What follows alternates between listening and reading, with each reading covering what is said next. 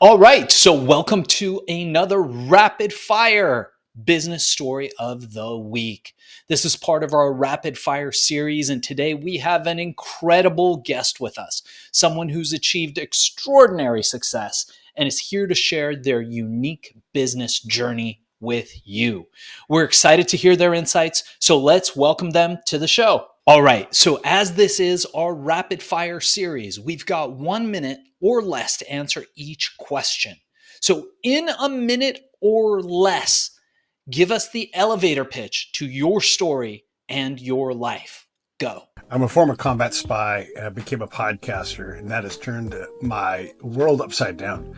I've got a powerful network of people that seem to want to work with me on projects. And so that's turned from not just podcasting, but helping people get books produced or other special events produced. And now it looks like there's going to be movies and documentaries being created. And so for me, it's just been an amazing ride of progression along the way with my show.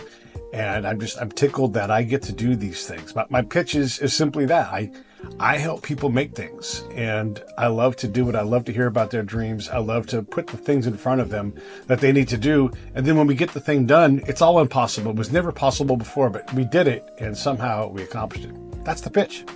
So that's fascinating, and I would love to dig a little bit deeper. So tell us a bit more about what you're working on today that you're most passionate about and believe will have the biggest impact. There's a couple of projects in the movie space. Maybe there'll be documentaries, maybe there'll be stage plays, but these things are progressing along at a very healthy rate. And so one of them was about my hometown. There was a famous boxing match there, one of the most famous early prize fights ever. And, we've got a screenplay. We got people interested in getting involved in terms of talent, people that are, you don't want to say attached yet, but they're interested in being interested. And these are all like well beyond the normal gates of where you get when you start. So we're in the middle of development. Hopefully you're wrapping that up soon and then sliding into full-on production. I'm also working on another project that involves my time in Iraq and getting a chance to possibly go back and film there. And if things continue to progress as they are, we'll be going to Iraq and filming an incredible story, because it's been about 20 years since a lot of these things happened.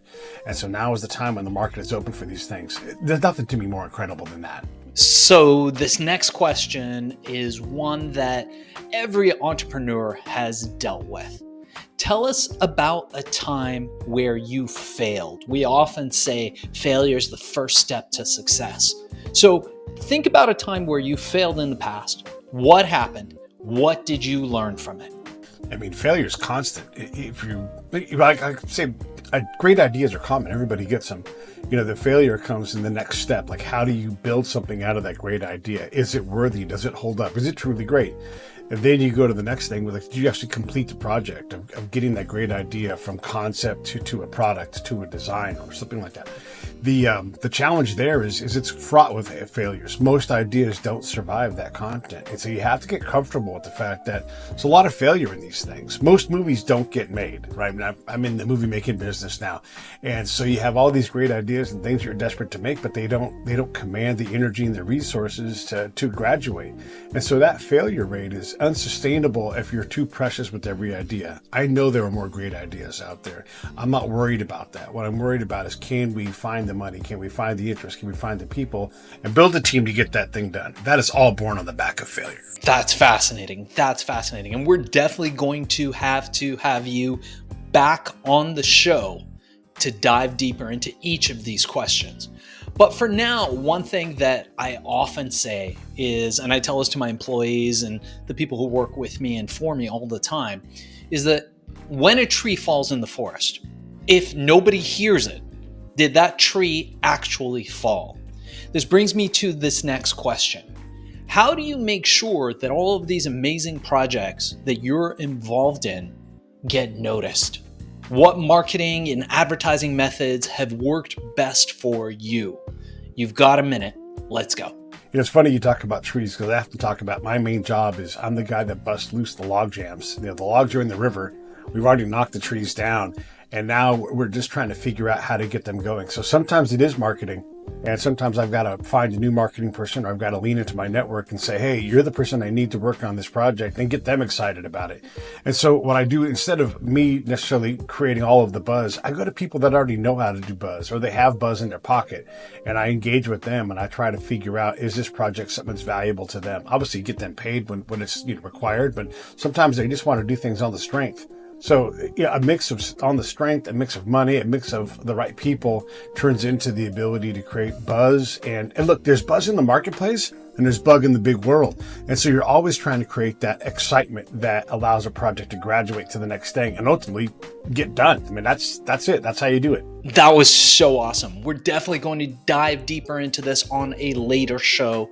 And as we approach our last question, before we ask people how people can get a hold of you, how people can reach you, learn more about the work that you're doing in your company, and we will include all that information in the show notes, what I wanted to ask you is, what is one piece of advice that you would offer to your younger self, to our audience, and to somebody, especially somebody who's just starting out in the same niche that you're in, but just doesn't know how to start or get going? Well, the first thing I would say is let's not worry about niches. A niche is just a place, and your place. My show isn't a niche. We talk about everything on my show. My niche is life, and life is not niche at all. And yet it can be. So don't be defined by what you think you need the show to be. Let the show develop its own voice. My show and myself, we're separate things. And my show in a lot of ways is bigger than me. It books its own guests a lot of times. And so when I think about what it takes to get past these humps, production over perfection. Just get to work. Even if it's ugly, put it out there. A squibbling little base hit, it's a base hit. And if you stack base hits, all of a sudden you're doing things. And so you don't get to learn how to fly. You don't get to learn how to swim by not doing things. Get in the pool, get to work, get over yourself. You're going to fail. That thing we were talking about a minute ago.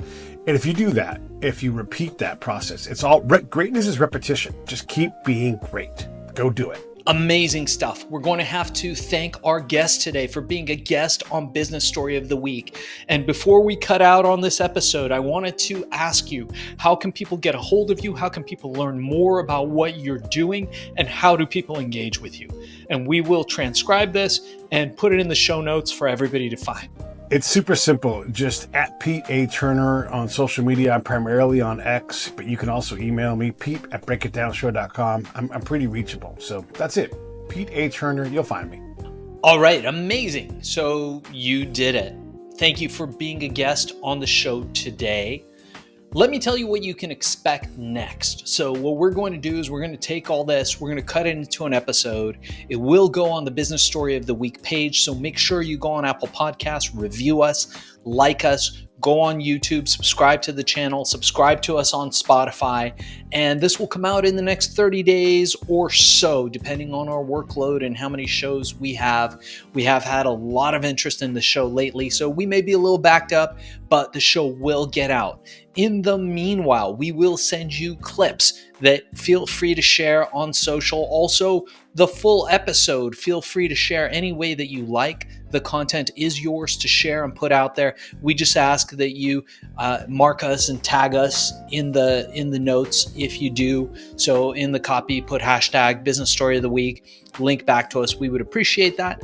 And if you think that you might be interested in doing more podcasts, live ones and studio ones, Zoom ones, Riverside ones, there's a whole host of shows that likely, if you did this one and succeeded, you would probably be really great at, and a great way of getting your message out. So your host will talk to you about potentially getting you booked on a strategy call for a Business Story of the Week's sister company, Podcast Cola, or becoming a YouTube influencer through Viral Mirage.